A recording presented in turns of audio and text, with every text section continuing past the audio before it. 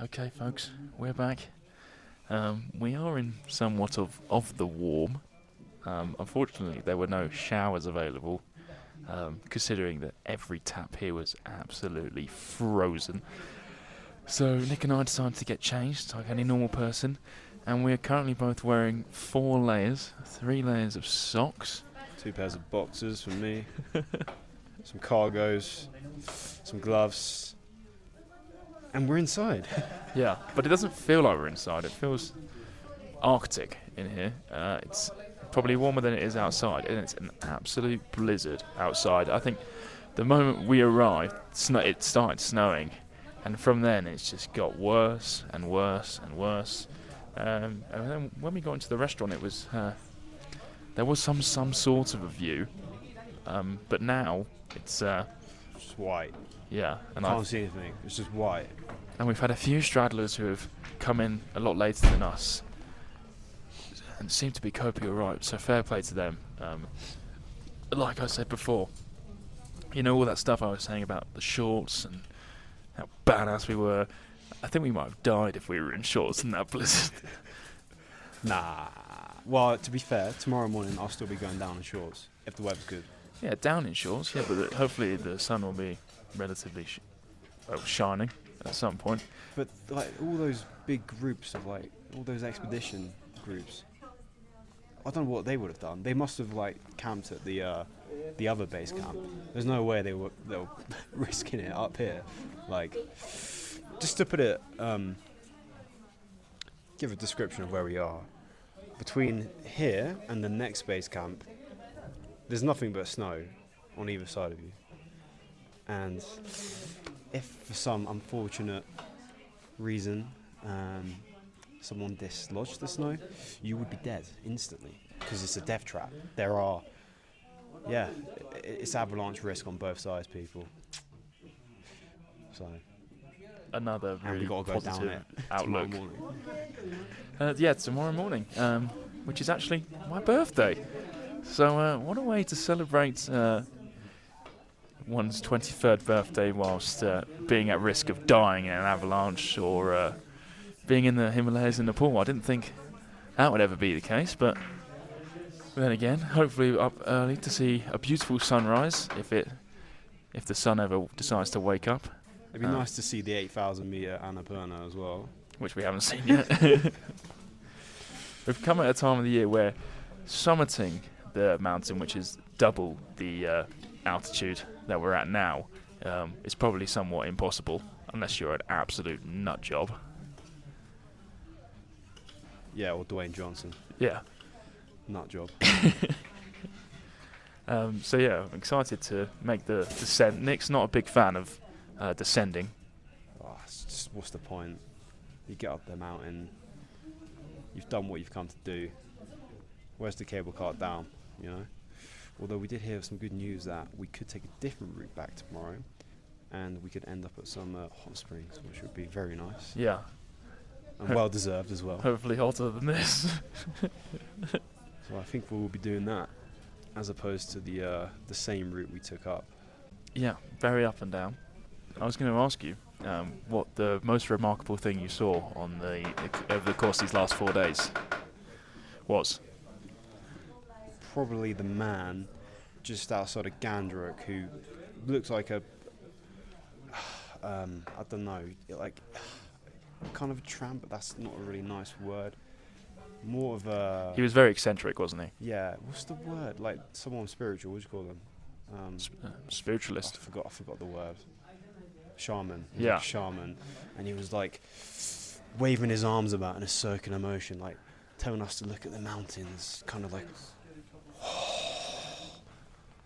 We'd only been walking for about 20 minutes at that point on our first day. It just, honestly, we had no idea what he was saying, but like he kept persisting. So that was pretty remarkable, that guy. Yeah. I think, well, when we were I don't know if I've illustrated this so far, but when we've been walking, a lot of people have been using porters. So people who carry their bags for them, and then they'll have a little bag just like a proper tourist not doing it properly. I mean, if you're over the age of 50, then fair enough. I don't have any complaints with that. But if you're not, what are you doing? Come on, grow up. Anyway, as I digress, these porters, and you may have seen these in films or in documentaries.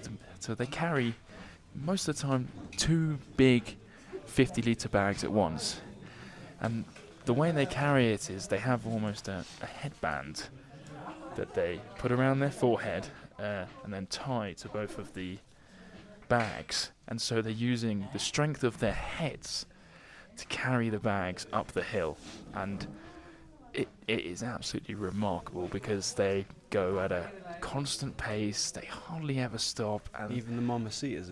and so the most remarkable moment was seeing 2 middle-aged women in nothing but the classic M&S Skechers job on their feet. Sorry, well, I can't say that, can I? I can say that. What? Yeah, the classic, like in the Aldershot garments. You know. Right. But you wouldn't see that in Aldershot, would you? No. I mean, they're You're not doing not your as weekly active as shop they at are here. Morrison's or Tesco's and walking back.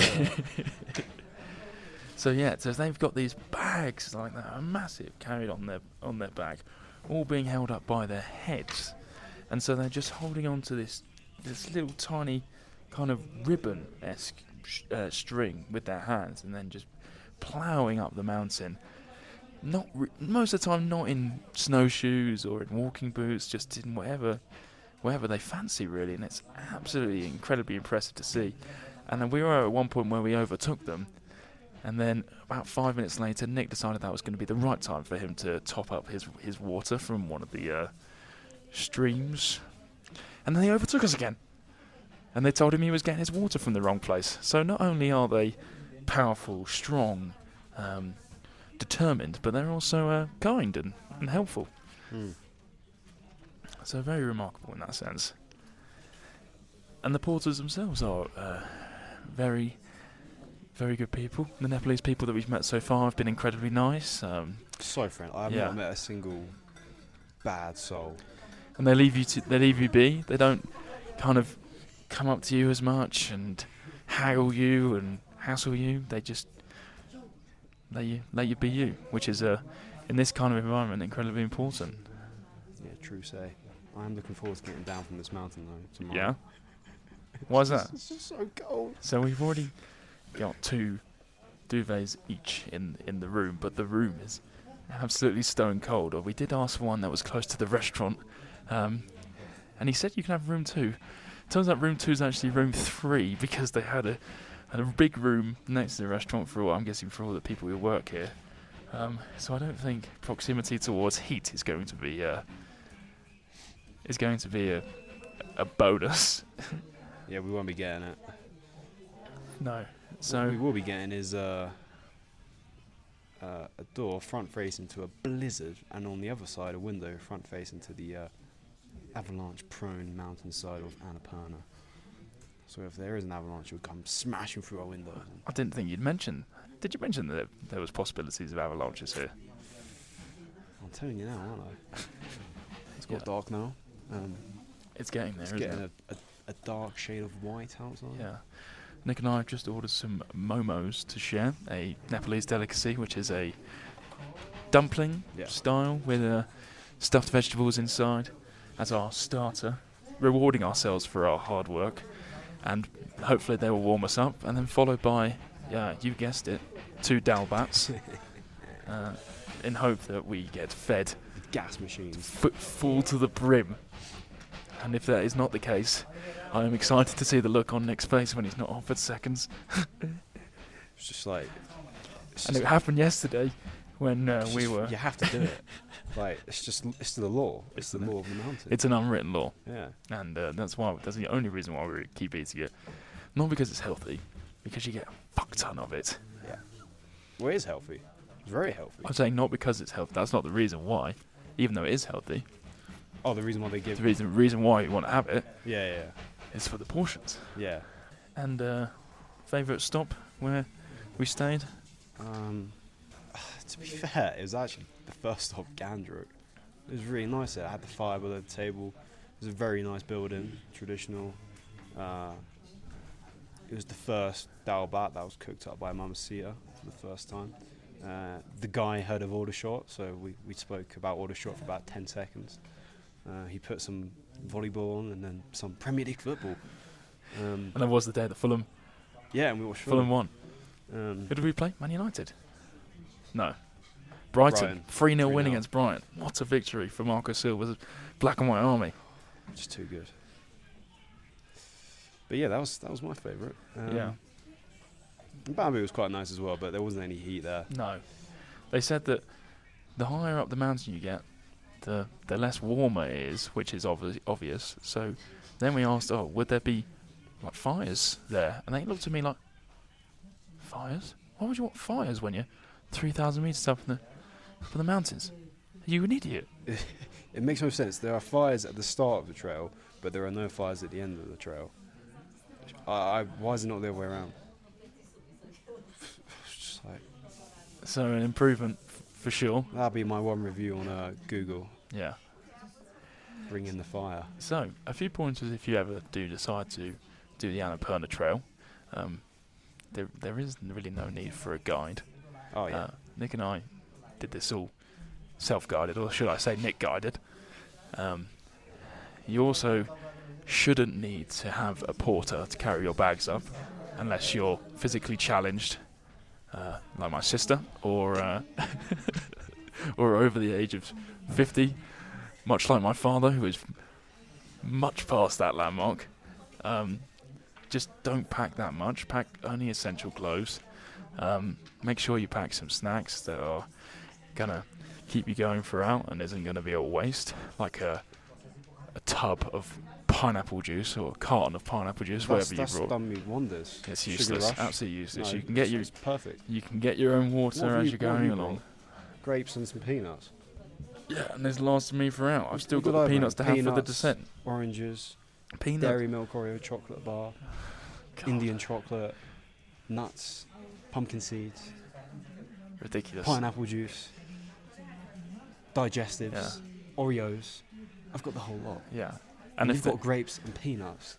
And if they're charging, well, fine. Yeah.